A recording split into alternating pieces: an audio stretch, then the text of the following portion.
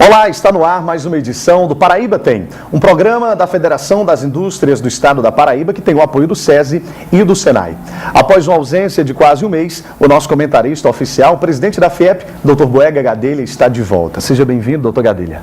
Obrigado, Kleber, e podemos dizer que hoje o Paraíba Tem está de cara novíssima, com sua presença aqui.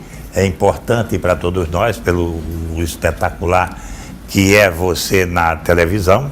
Então, nós teremos durante esse período, um período aqui muito interessante nessa substituição compulsória da Sueli de Sá, mas nós vamos cumprir o nosso papel e tentarmos fazer o programa que a Paraíba merece. Obrigado, presidente, eu que agradeço. No nosso programa de hoje nós vamos conversar sobre a agenda internacional do presidente, sobre a inauguração do Polo Automotivo Jeep e também sobre a economia da região do Litoral Sul paraibano. Presidente, para iniciarmos a nossa conversa, nos conte qual foi a sua programação durante este período. Parece que o senhor esteve em visita à China, né?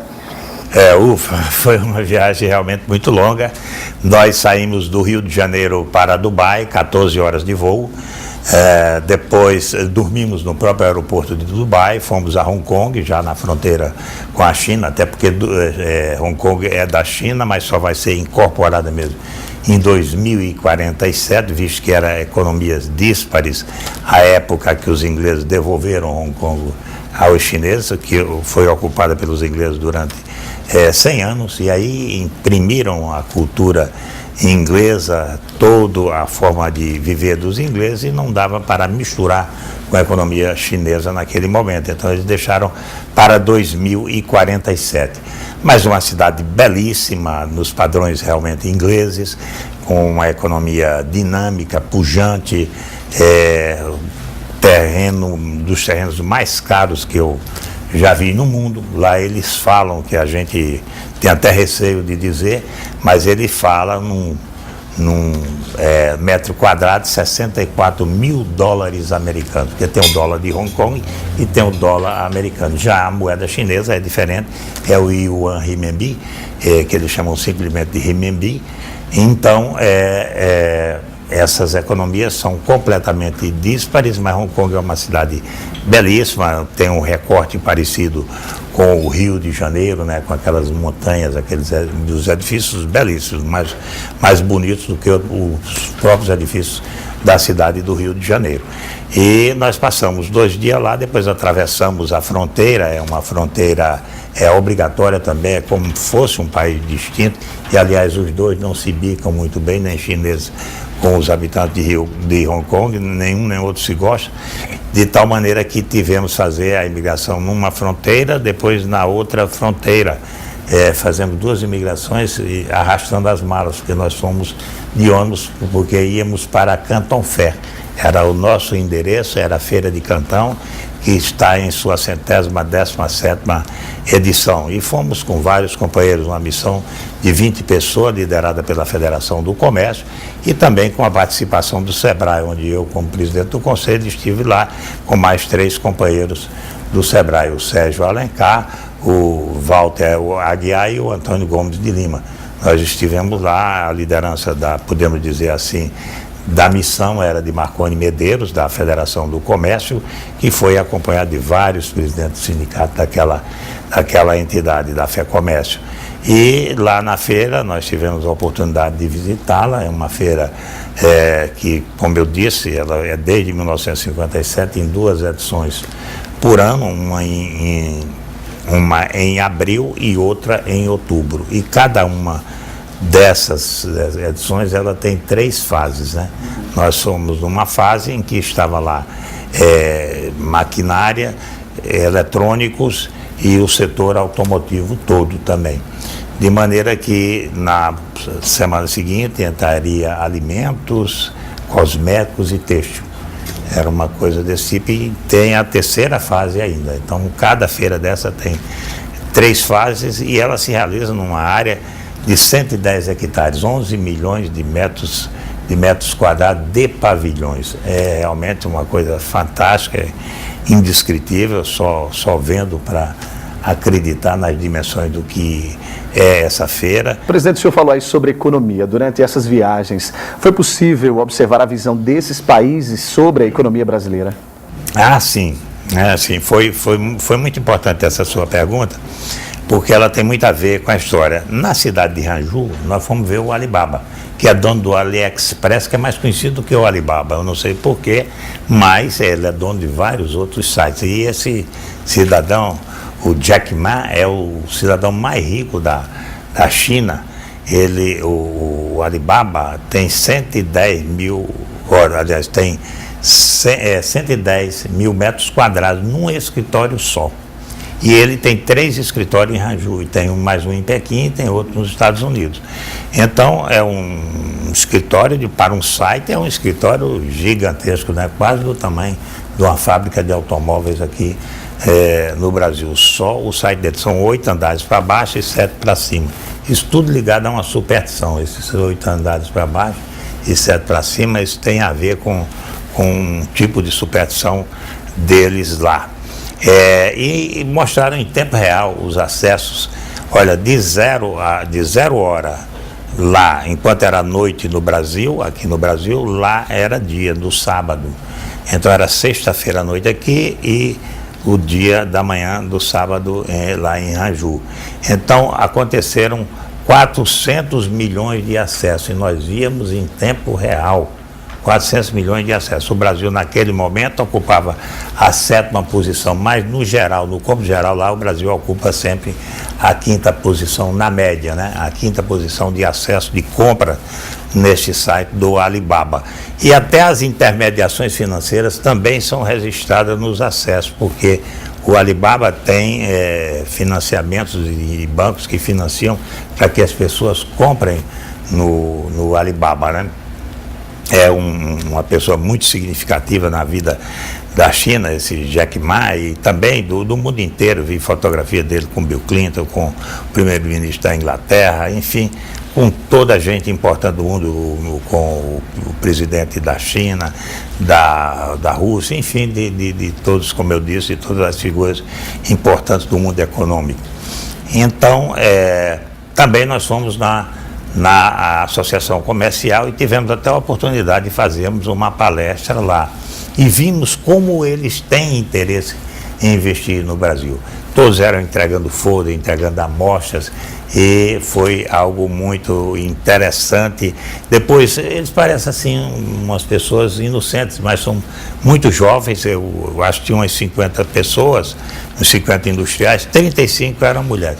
O auditório foi dimensionado para 50, tinha 50 cadeiras devidamente preenchidas, todos trouxeram mostruário, todos fizeram uma exposição de seus produtos, tiveram a oportunidade de conversar conosco.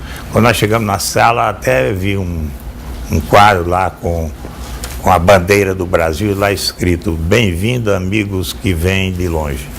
Então isso muito nos alegrou, parecia uma coisa assim lá do outro mundo, né, do além. Então tivemos a oportunidade de conversar com ele, de responder a perguntas sobre o Brasil, e o interesse pelo país é muito grande. Muitos já trabalham com o Brasil, muitos já vendem para aqui e tem outros que adorariam estar negociando com o Brasil. Agora, é preciso que os brasileiros que vão para lá falem bem do país, porque na Canton Fair, na feira, nós tivemos uma entrevista um diálogo com o presidente da feira, e ele disse como vêm tantos brasileiros para cá, 4 mil por fase da feira, 4 mil brasileiros estão presentes, como vem tanta gente do Brasil, se o Brasil está numa tremenda crise. Aí o Marconi Medeiros disse: olha, lá pode ter um problema político, crise política, mas as empresas estão à margem disso, e estão se desenvolvendo e estão confiantes no que vai acontecer no nosso país. Eu acho que essa deve ser a linguagem que a gente use lá quando estiver no exterior. É fundamental que façamos isso. Ok, presidente, a gente encerra aqui o nosso primeiro bloco do programa. Daqui a pouquinho, retornando com a conversa com o presidente da FIEP, Dr. Boega Gadelha. Não sai daí, a gente volta já.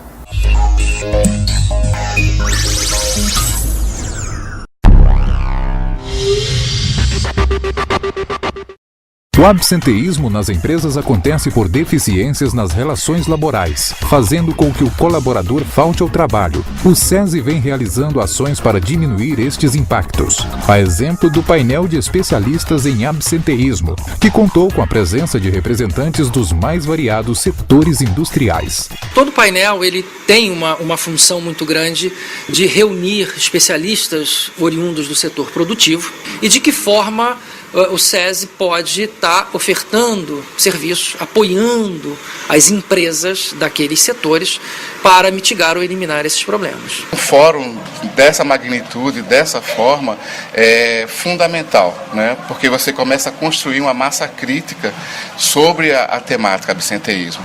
SESI, apoiando a indústria da Paraíba.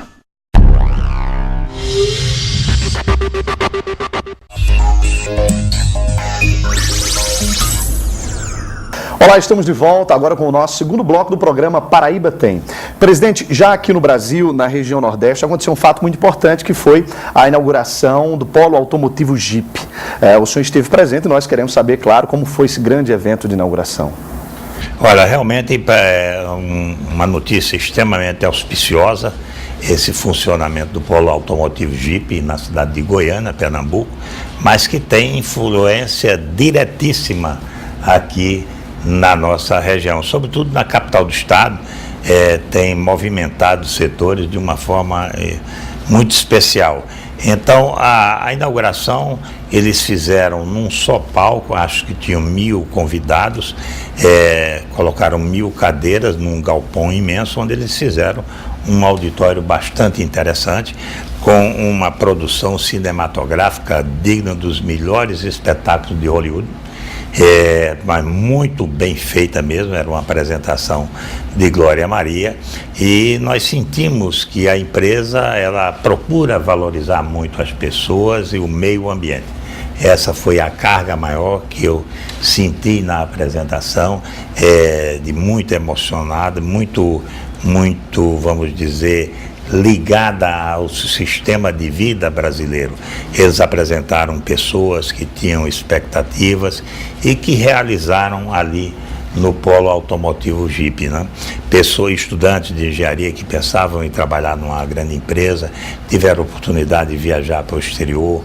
Uma menina que hoje é chefe de setor, uma menina que fez escola no Senai nessa linha de confecções também, e ocupam uma posição importante dentro da empresa.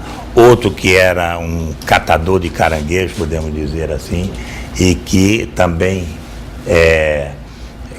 tem uma posição de destaque dentro da empresa, está falando bem. Essa menina foi ao México, disse que nunca tinha viajado de avião, era uma ansiedade muito grande. Então, quer dizer, toda a solenidade foi carregada assim de emoções. Colocaram também o Eduardo Campos com o Lula, que o Lula teve a ideia de trazer para Pernambuco, e aí ele com o Eduardo Campos abraçados na mesma ideia da construção. Colocaram a fala de Eduardo Campos, à época a esposa dele estava lá, a Renata Campos também, muito emocionada. Estava o ministro de Desenvolvimento, Indústria e Comércio Exterior, Armando Monteiro, ex-presidente da CNI, que fez uma bela alocução, mostrando que ali tratava-se realmente de desenvolvimento, na melhor acepção da palavra, palavras textuais do ministro Armando Monteiro Neto. Colocaram também o governador de Pernambuco, Paulo Câmara, que falou das expectativas, da alegria, o presidente mundial da Fiat, o presidente da América Latina.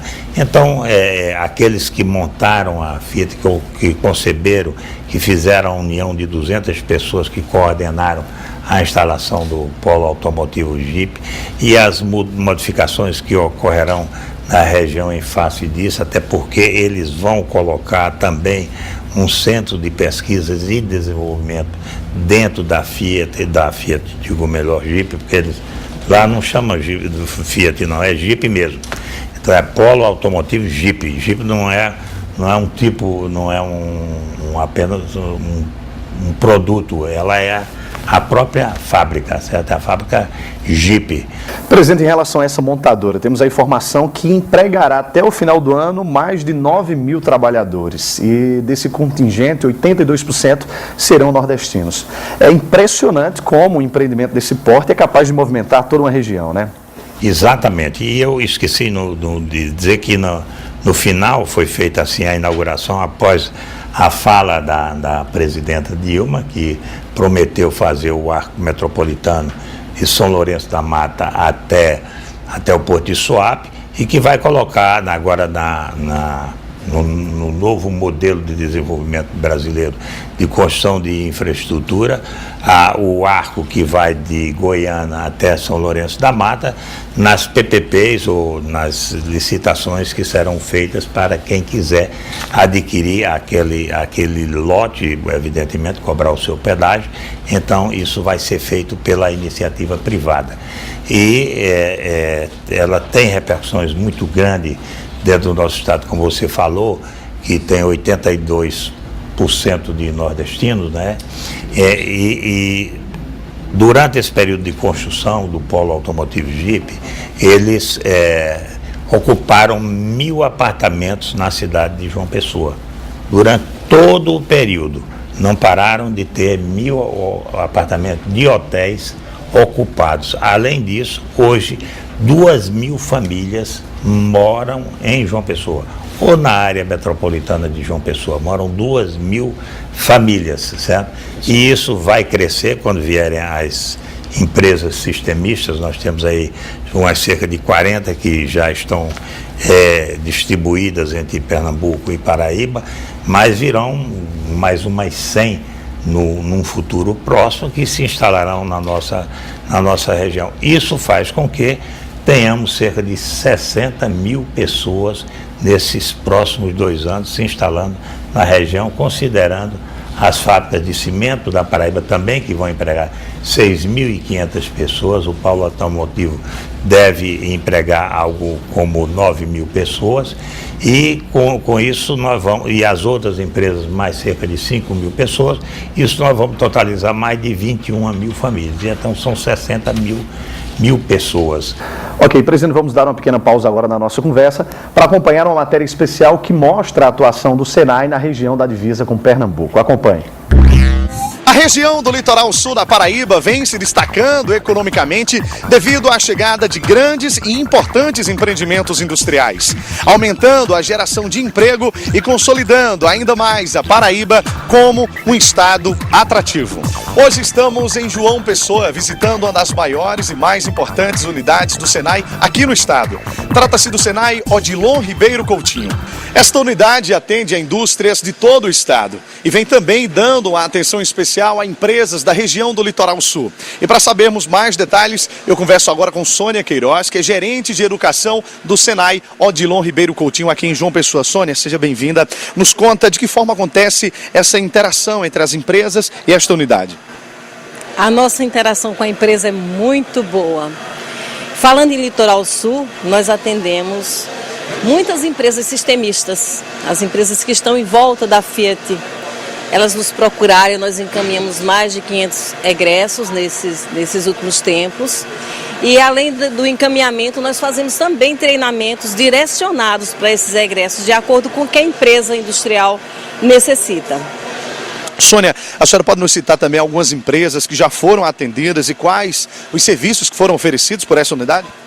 Olha, por essa unidade muitas foram atendidas. Nós tivemos também outras unidades, por exemplo, naquele litoral sul, que além da Fiat tem, e as suas sistemistas, nós temos também as cimenteiras que estão se instalando. Nós temos um centro de construção civil, totalmente vocacionado para a construção civil, que esteve lá na região treinando o pessoal. Com aqui também nós desenvolvemos diversos treinamentos naquela área do litoral sul.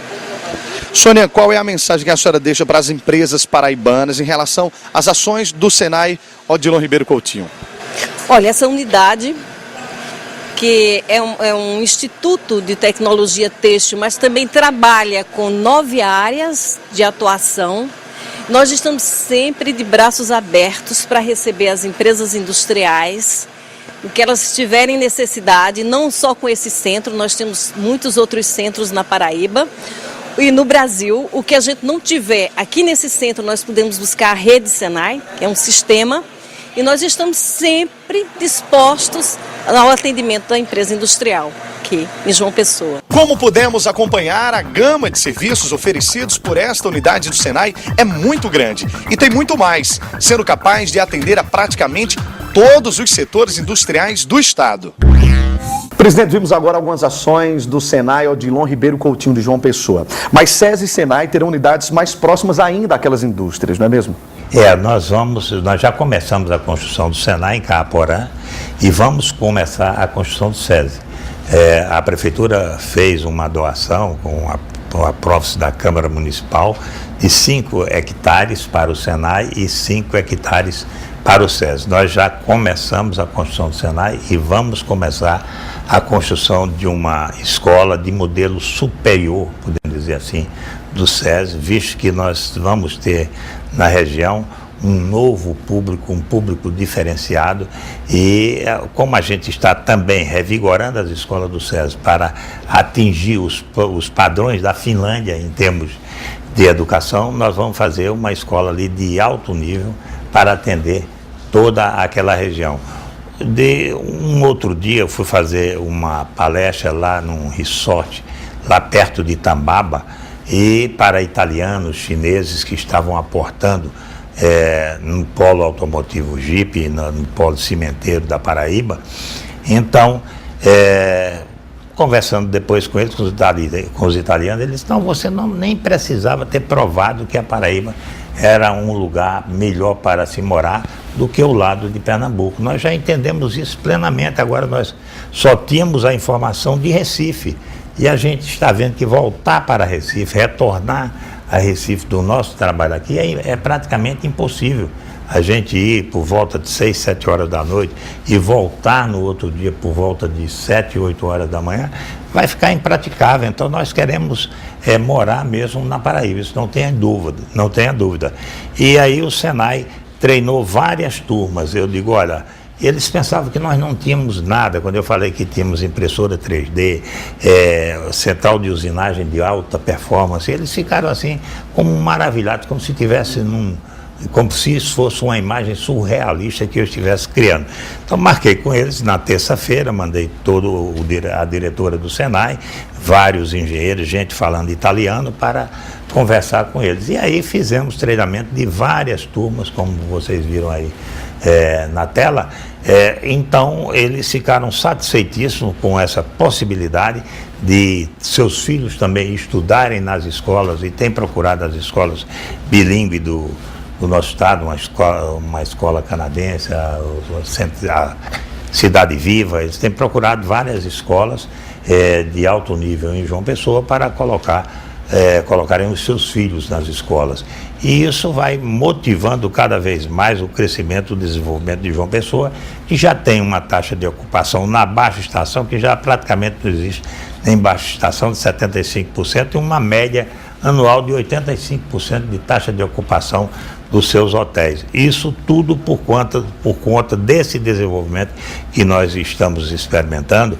E muita gente fica falando, os imóveis em João Pessoa vão baixar. Não vão baixar, até porque eles já estão com preço baixo. Eles sentem que é um dos preços mais baixos do país, é o da capital paraibana, então não vai baixar coisa nenhuma. Estão estimulando uma retração de desenvolvimento aqui no país, que terminaram por provocar uma certa perplexidade, uma certa estagnação do pensamento investidor do brasileiro e do paraibano, mas que nada disso vai acontecer. É um momento, uma conjuntura que nós estamos atravessando e haveremos de atravessar com galhardia, como atravessamos aquela marola de 2009, todo mundo se lembra da marola de 2009, tivemos um crescimento negativo em 2009, como foi em 2010, nós tivemos um crescimento de 7,5%, é porque o brasileiro tem memória curta. Ok, vamos a mais um intervalo, daqui a pouquinho a gente volta com o nosso terceiro e último bloco do programa Paraíba Tem de hoje. Não saia daí.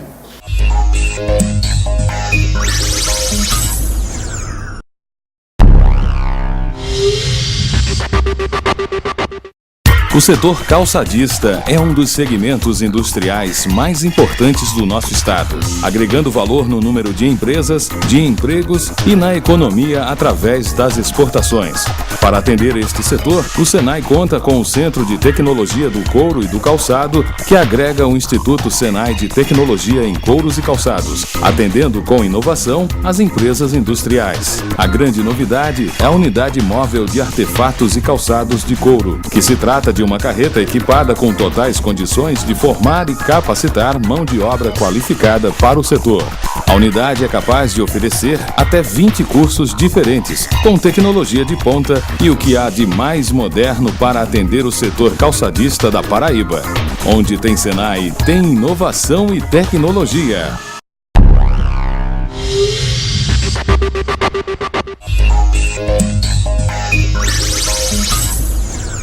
Muito bem, estamos de volta agora com o nosso terceiro e último bloco do programa Paraíba Tem, conversando com o presidente da FIEP, Dr. Boega Gadelha.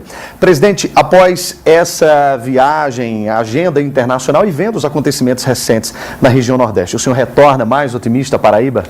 Eu retorno mais otimista. Eu acho que a forma de melhorar é exatamente melhorando a cabeça das pessoas e melhorando a gestão. Sempre a gestão é importantíssima. Nós tivemos a oportunidade de assistir lá em Dubai uma exposição sobre o plano de excelência do governo de Dubai. E é algo fantástico, é realmente numa situação completamente diferente da nossa, mas foi um país que cresceu partindo da crise. Quando eles retiravam oxas para catar pérolas, vamos dizer assim, e vender a um indiano, quando esse indiano passou a comprar pérolas cultivadas no Japão, eles viram que tinha que buscar uma nova saída. E aí resolveram alargar o canal e criar uma zona franca lá na cidade de Dubai. Um canal porque a cidade ficava no interior e não na beira-mar. Então eles criaram um porto, como em João Pessoa tem o porto do Capim, lá no Sanhauá, eles tinham lá um porto no Cricket, como eles chamam, dentro desse braço de mar, desse rio que avança por dentro da cidade. E depois que eles fizeram isso, chamaram os persas ou iranianos para virem fazer tapetes lá sem impostos. E tudo que quisessem produzir, trouxessem e fizessem ali o seu ponto de produção. Com isso, a cidade cresceu e hoje ela vive fundamentalmente do turismo. 35% do PIB é turismo, 5% apenas é petróleo. O setor financeiro tem mais importância do que o petróleo, a construção civil tem mais importância do que o petróleo na composição do PIB, de tal maneira que a gente tem que experimentar, quer dizer, a pessoa saiu dessa crise e disse, eu tenho que reinventar Dubai, reinventou, e a cidade é hoje a cidade monumental que nós todos conhecemos e que nós todos admiramos. Então, a gente tem que pegar o limão e daí fazer realmente uma limonada. É isso que é importante, é isso que nós devemos entender e que devemos fazer neste momento. Nessas despedidas que eu quero fazer aqui, quero agradecer a todos os meus companheiros de viagem dessa missão tão importante e que hoje também estão nos assistindo. Eles disseram que iam nos assistir. Um abraço a todos vocês, a essa família que nós constituímos, que estamos aí no WhatsApp em constante comunicação. Foi realmente uma família consolidada.